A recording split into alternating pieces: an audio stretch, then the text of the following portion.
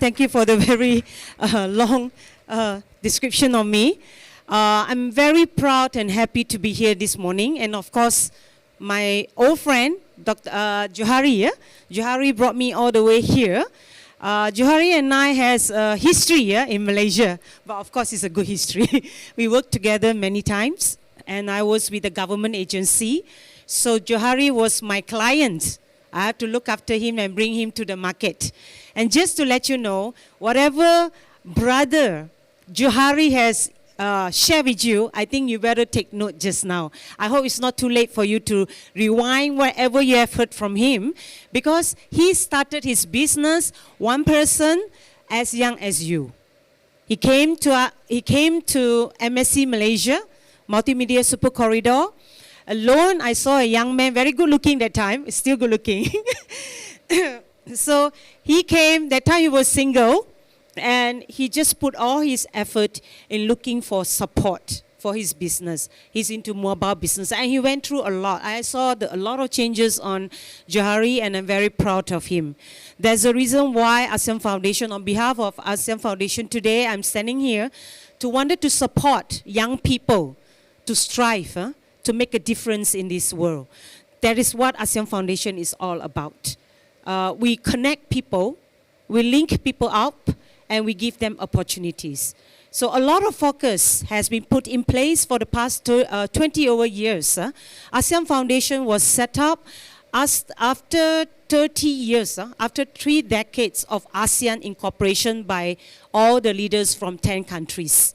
And they found that something is not right after 3 decades. People doesn't communicate. Only the leaders communicate. Only the strategy has been drafted. So what happened to the people?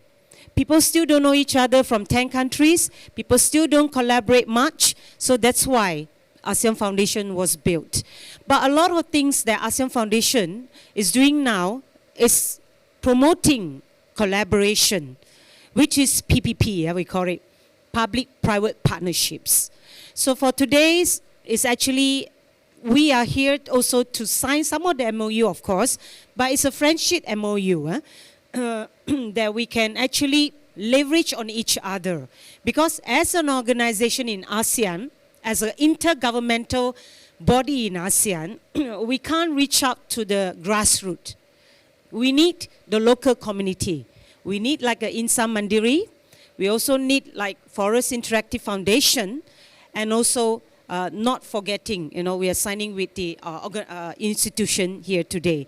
And I have also, we have 3 of your seniors, I think, with autism, came and do internship with us back in 2019.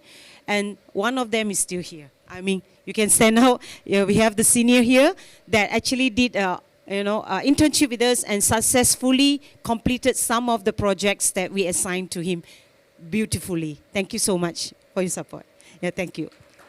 So I just want to quickly run through with you, how are we going to measure, government measure, impact of SDGs. There are so many parties in this world has been doing SDG supports. So how are we measuring it? There are 17 of it.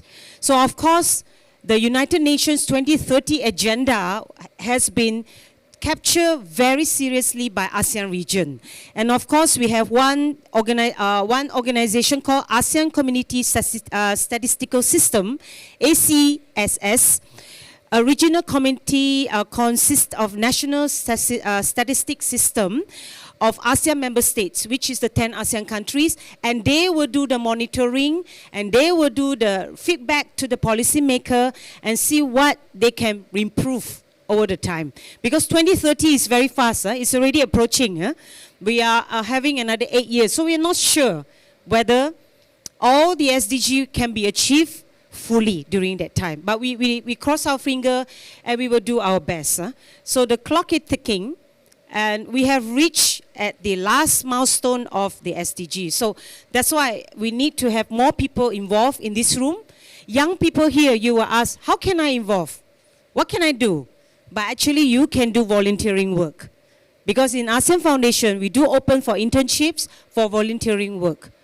Okay, we are a little bit lucky that early this year we get support from China government. It's an internship, pay internship, but usually ASEAN Foundation can only afford non-pay internships, which is about 2 months. But some interns, non-pay also, they stay until 6 months. Just to let you know, they just want to learn because it has changed many of their lives, become better, become more employable. Like what Brother Joe said just now, if you just rely on your academic, you're a graduate here, then you are thinking, wow, you know, I'm going to be somebody that will get jobs, like 10 jobs offer. That is not true. The reality of the real work world is different. But you can you can always choose volunteerism, yeah? Volunteerism means you work with NGOs. But you won't be rich, but so food is full. That means you will be very happy, you will have more satisfaction that you do impact and you change people's life. So that is exactly what I am standing here telling you for the past many, many years in my career, 30 over years career. I have always focused on helping people. From the government agency to a little bit of corporate, which I don't really enjoy. That's why I left the corporate world and I stepped into ASEAN Foundation because I want to do something with the people before I retire. Okay, so my age is really at the retirement age, but I will not reveal to you. I keep it secret, okay? Because my recipe is to stay young, is to do something meaningful. Okay, so everybody asks me, what did you eat? I say, I eat same like you. Did you do anything, yoga, exercise? No, I'm the worst, last person ever do any exercise. So the soul food for me is doing something you love and help people, change people's life. Like what Joe said, hopefully you can start young. It's never too young or too late to do charity. Okay, so in terms of ASEAN sectoral, before that I want to let you know that a lot of SDGs are carried by 3 sectoral in ASEAN.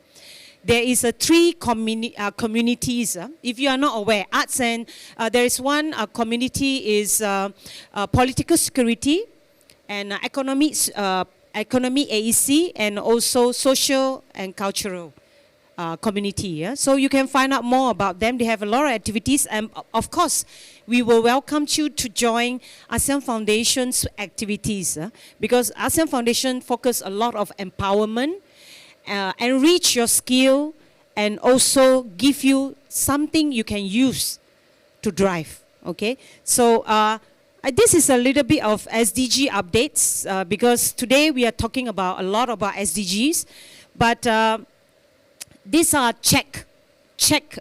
balance and check. This data came from, just now I mentioned the statistic data that been compiled and being checked every year, every now and then by the statistic community from the ASEAN. So they do the report every 4 years once. So this report is as old as 2020. So that is during the pandemic early strike time. So that time you can see that a lot of reports doesn't do much on climate change.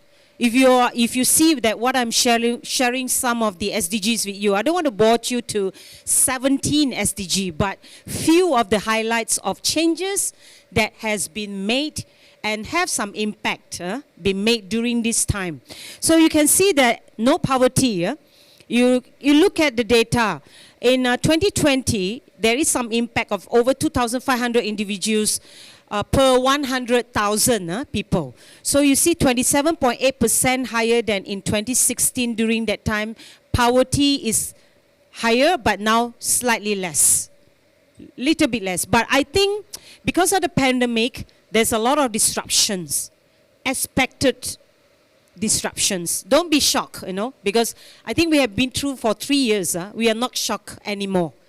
Previously, back in 2020, I was shocked. My team was shocked. We were thinking, how are we going to carry on our programs? How are we going to reach out to the grassroots?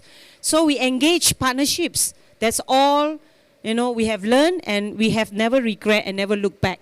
So we will maintain the same modules. So I have 5 more minutes. Wow. Okay. All right. So I'll go through 3 more, these good health and well-being and child malnutrition. All this has increased value. That means it has improved via the UN SDG support by the ASEAN region. There are many entities and bodies that do support, but ASEAN Foundation is the key main one because there's only 2 bodies in ASEAN, which is official body, which is APRN and also ASEAN Foundation. So ASEAN Foundation is the only one that reach out to people. So we also have affordable and clean energy. If you are mentioning just now, you didn't see much. And we have also on direct work, decent work and economic growth, and also some progress in industry innovation. I think the next research, the next study will be on 2023 and 24. I think you will see a more different patterns because they will capture 2020 and 2022 changes, which is a lot of climate activities, a lot of climate initiatives during that time. There is a reason why this year, 2022, ASEAN Foundation has added 1 more pillars in our 4 pillars. So we have 5 pillars now, which is environmental, climate change. If you are not aware who we are, so these are some details. 1997, we were set out. And we target the human people. And we report to 10 ASEAN ambassadors. So I got 10 bosses, ambassadors. So some of the friends who ask me, hey, share your experience as a woman leader. I say, there's a lot of say how, you report to your bosses. People complain about bosses, but I have 10, yeah? So nobody can fight with me. But it has been a good journey. The 10 ambassadors is lovely. They are very kind. They are all very passionate about helping people in ASEAN. So you rest assured. Next year, you can join our alumni town hall, which just finished last 2 weeks. We have a lot of activities lined up for all our alumni and a lot of sharing and exchange of knowledge and making friends. So even during the pandemic time, we do virtual alumni town hall with our ambassadors there. So we have our pillars, you can see, media, environment, arts and cultural, community building, education. If you are interested, please pay some attention and check our website. Yeah? And then also we have Connect ASEAN Arts Program and the support of the SDG, I will just line out here, but I think I'm covering it with this rostrum. Maybe you cannot see. Whatever SDG is involved in each of the programs is there. Connect ASEAN is community building. We have empowering youth with Mee Eng Foundation. I think this is what you guys will be interested. You go to the community and sometimes you can travel to other states, other countries in ASEAN to do charity work. And ASEAN Foundation will pay for it, And we will attach you with an NGOs, CSO, our partners. And they will train you and become your mentors. And we have data science. If you like digital here, learn how to do data analytics. And this is the most skills, hireable skill now. We did a research. We checked the gap. And we found that a lot of young people have very minimal knowledge on ICT, let alone the advanced knowledge. So there's a lot of things for the lecturer, Dr. Janet, and then Candy and all, to do something about it, to bridge the gap. And we have ASEAN Seeds for the Future by Huawei.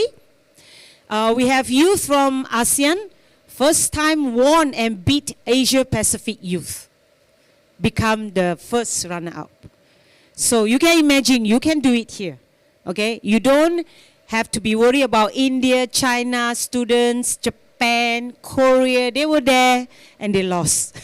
So I'm just not laughing at them losing, but I'm just proud ASEAN youth are so brilliant. So that was really shining at the, and Huawei was so good to sponsors all the expenses and bring the students together for about, I think about 1 or 2 weeks in Bangkok and Hua Hin, and we spent a lot of time together and train them advanced skills on innovation and designing using technology to solve problems. Technology is nothing if they are not used to solve problem. Okay, so we have digital literacy program under the Google. We have many good partners from corporate. SAP, Google, Microsoft are all our partners. Yeah. And we have ASEAN Young Climate Leaders Program. And that's all from my sharing. And before I close, I just want to introduce my team here. Yeah, my team, please stand out. If you need to know anything about ASEAN Foundation, you can approach your senior. They are not very old, believe me. Some of them are as young as you. Okay, I have as young as, I think, 20. Fating, you are the youngest, huh? Yeah. So Fating is a social influencer. We hire her, and she make our TikTok boom up, to like 100% to 200%. So that's why I say, young people, your energy is needed here, then you can change the world. Okay, so thank you so much and all the best.